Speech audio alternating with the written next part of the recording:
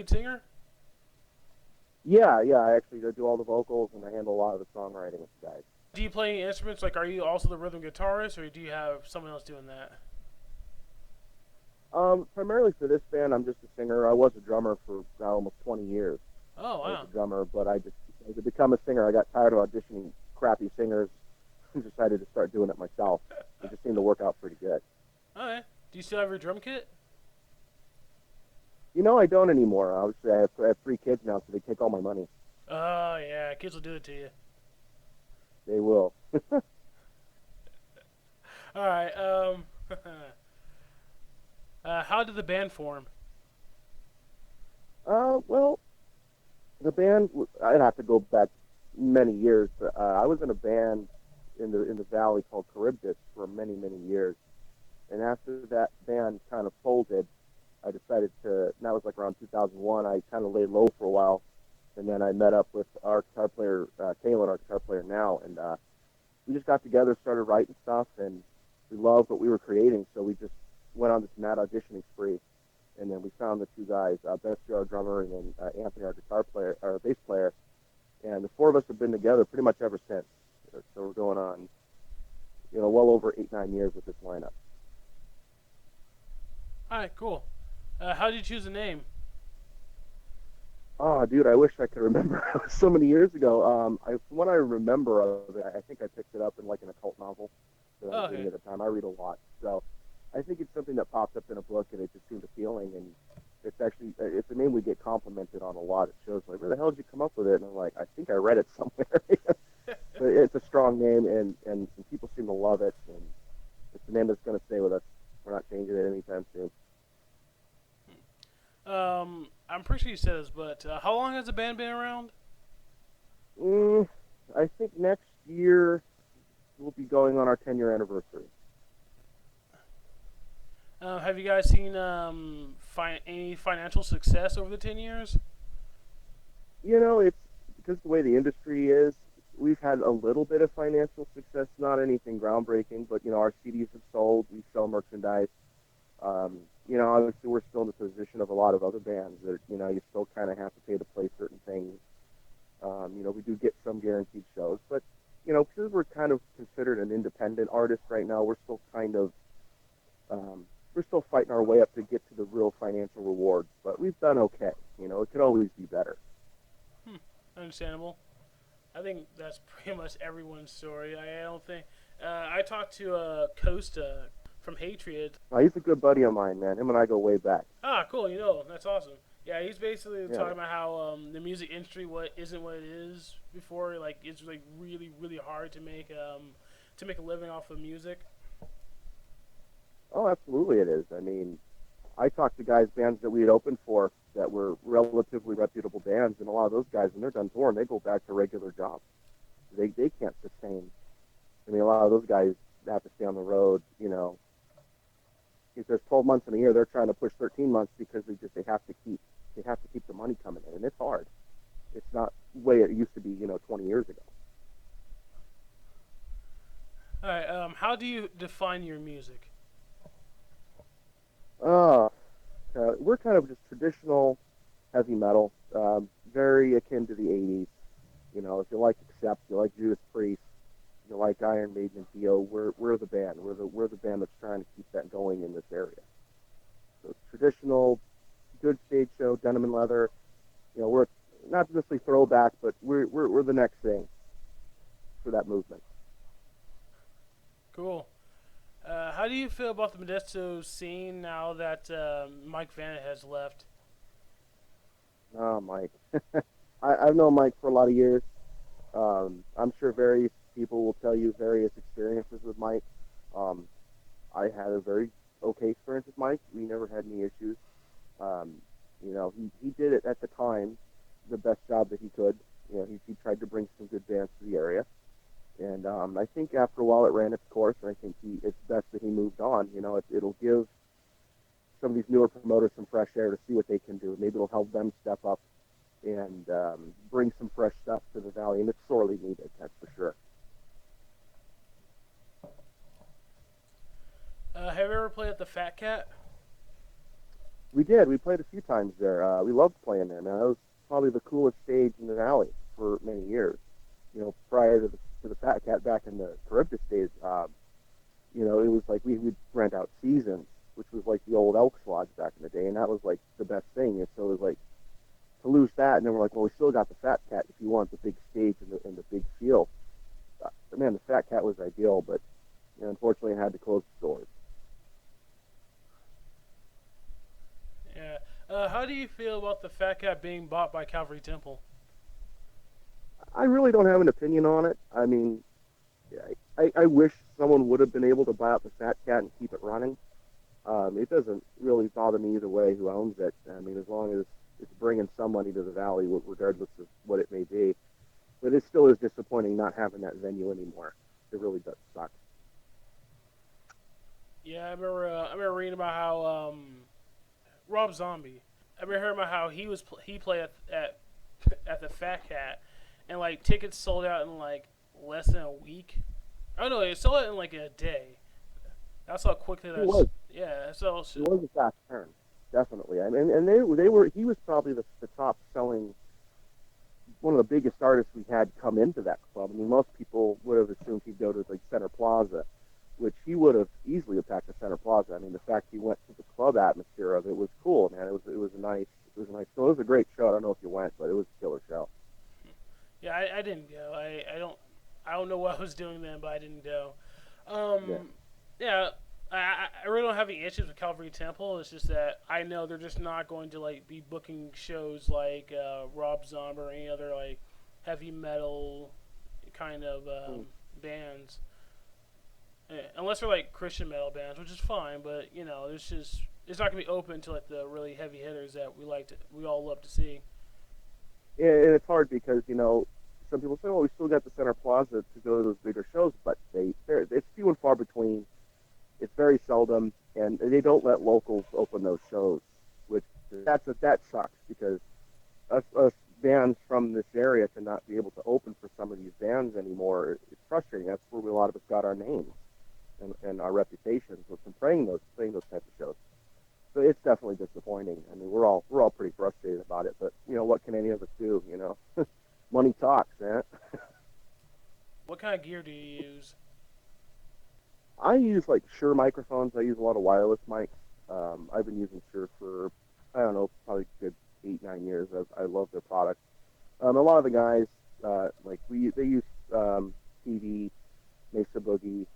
We're trying to get. I'm working on getting these guys some endorsements through Mesa and some of that stuff. So that's kind of the gear they use, and they love it. And it really, the gear that we have really makes that sound. They did use different amps over the years, and they couldn't quite get that big sound. But after a few years, they found the right gear, and it sounds huge live. If you haven't seen us, we got a really big sound for a four-piece band. Have you guys recorded anything in a studio? We have, yeah. We in 2009 we put out an EP, a three-song EP, and then in 2010 we put out our first full-length album, and it did pretty good. I think one of the radio stations that kept us in circulation had the album of the year for 2010, which is a really nice honor. And then we did an Aussie tribute record back in 2012. We did the Ultimate Sin for this Aussie record. That was a lot of fun. And now we're working on a brand new album this year. Hopefully come out early 2017. So we're constantly trying to get into the studio and keep busy. Do you use different gear for studio than for the stage? Not so much. I think it's the sound aspect of it. They love the tones they get from their gear, so we always try to translate it. We want to have that live feel in the studio, so we like to have that live sound, equipment, everything ready to go. So we haven't varied too much as far as amplifiers go. No, we've pretty much stayed the same. Favorite sexual position? Oh shit, dude! I've been married 14 years. I think we ran out of them. Not many left. You know, we have to start making new ones. That's when we start breaking hips and shit. Have you tried the Amazon position? Oh, I'm sure I probably have. I'm sure after a night of some tequila and you try some stupid crap and You never know with art with my life. All right. What are your musical influences? My influences is a lot of the new wave of British heavy metal. So bands like Angel Witch, Diamond Head, who are actually opening for in December, Tigers of Pantang, and then obviously the heavy hitters, Scorpions, Priest, Maiden, Dio, people like that. The real classic bands. Cool. You say you're opening for someone. Who'd you say you're opening for? I missed that. We're opening for Diamond Head in December. We're heading down to Corona December 3rd. We're going to be down there opening for Diamond Head. So that's going to be cool, man. We're really excited about that show. Are they the band that wrote that song, "Am I Evil"? Yeah, they are. Yeah, that's Oh, them. yeah. Metallica covered that song, so that's basically the main reason why I've heard of them. Yeah, that's kind of the general thing with them is, oh yeah, they're a bunch of their covers are on Metallica stuff. So, yeah, but it's really they're a good band, man. They just got a new singer. They're out touring, and I actually tried to audition to be their singer, but they turned me down. So I have a bone to pick with them when I get down there. Did they give you a reason why they turned you down? It was mostly logistic. It was mostly distance because they're over in Britain, and they kind of in the London area, and they needed someone closer. It certainly wasn't due to my abilities because you're just too far away, and we appreciate it. So when Why I see them down there, I'm like, hey, why what didn't the you hell? why didn't you just move to Britain? Man, when you got a big family, you got to keep them near family. So, because I'd love to live over in Europe and in those areas, but just can't afford it, man. All my kids are in school and everything.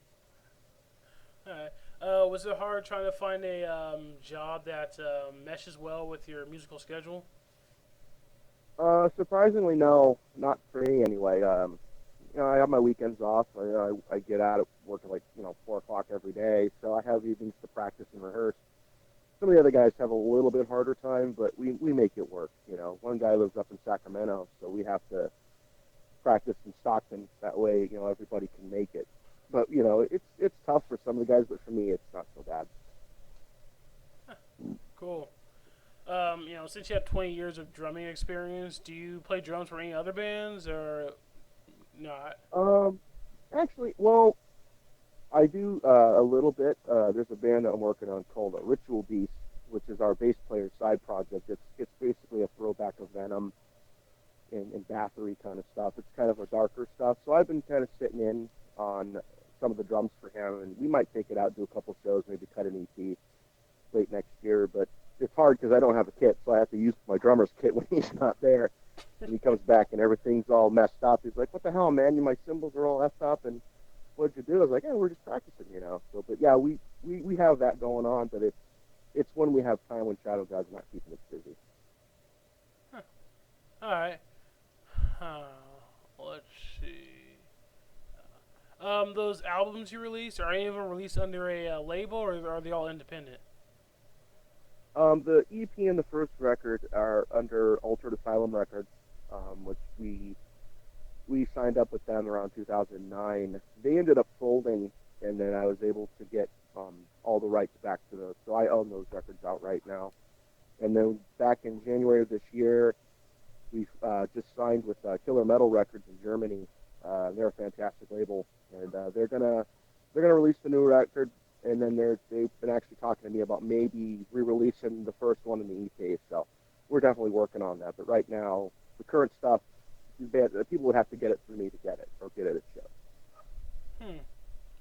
Hmm. How'd you get the rights for your it's kind of weird to ask, but how'd you get the rights for your own music? Do you have to pay for it, or what happened?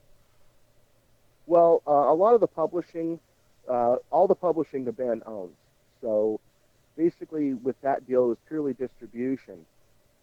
So basically, we allowed them to say, okay, you can distribute our music, but we retain the rights. So in the event that something happens, we basically want any physical distribution you have, and I had that put in the contract. So when the guy came and said, "Hey man, I got to close. I'm not making any real money here," I said, "Well, okay, well send me what you have of the physical press." So them closing didn't really hurt us at all, and it certainly didn't hurt my rights. We protect our music a lot. We really are very careful about who handles our stuff. You know. Hmm. right. All right. So legally, you can just like make copies of that album, then sell it, and there's no like legal issues with that. No, there's no legal issues at all. Now, I mean, when we and even with this new deal with Killer Metal, it's kind of the same thing. They're just going to head and put it out for us because they're going to make their money on the sales of the records themselves, but they know that they can't do much with the music as far as trying to sell it to commercials and things like that. Not that anybody, not Tide doesn't want a Shadowgod song, so you don't have to worry about that. But but yeah, basically, in a lot of these bands in the area are going to start to see is that the recording contracts no longer exist. It's all purely distribution now, which is great because it's going to keep the music in the hands of the artists. They're just going to these guys to press the records and basically sell it for them, and they're not losing out on anything. So it's actually good on our end that we have that ability to keep our music and still get it out there on a bit bigger scale. How did you get a record deal? Did they come find you, or did you go find them out? Um, it's weird with both of these labels that we've worked with at the time. They would actually sort us out. That thanks to YouTube and Facebook and even MySpace back in the day when it was worth anything. Um, they would hear the songs and hey guys, do you have anyone putting out your stuff? Um, and so yeah, they would reach out to us. I mean, we did try to reach out to other labels in the past, but we weren't quite what they were looking for because the death metal thing, especially at that time, was super super hot, and now we're kind of battling against the thrash revival, which is fine. But they're looking for a lot of thrash and death metal bands right now. So a lot of the bigger labels kind of don't touch with a 10-foot pole. How much do they take out of your record sales? Because of the distribution aspect, they sometimes will take up to at least 40%, which is common with a lot of these distro deals. Because obviously they're the ones that are paying for the pressing and paying to get these out. So we've seen about, like I said, they usually take around 35 to 40%, which works out because the record industry doesn't really sell anymore. Where you make your money, it shows in your outside merchandise. So we look at it as long as the music's getting out there, as long as we get something back to put into the merch and stuff, we're cool with it. Was it hard finding a drummer? No, actually, it wasn't. It's funny because I had put out this was years ago. I put out an ad on Craigslist for a drummer, and I honestly forgot that I did it, and it just kind of sat there for a while. And then our drummer's wife at the time happened to see it and wrote me, says, "Hey, you guys still looking for a drummer?" I'm like, "Oh, actually, we are." And he came in and he was fantastic. So we didn't. It really wasn't a major battle to find a good drummer. And actually, he actually came to us. So I know that's rare in most occasions to find a good drummer. Usually you have to search, man. But we got pretty lucky with who we ended up with. Are you guys going on a tour anytime soon? Probably not until later in 2017. Our focus is the new record. The label's been itching at us to get a new record. It's been almost 7 years since the last one was released.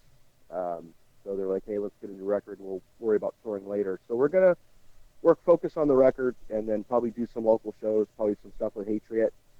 And then we'll see what happens from there. But a touring is definitely on the table. I know you just say you're working on a new album, but you have an idea when it's going to be released? We don't really know yet. I'm aiming for hopefully February of 2017.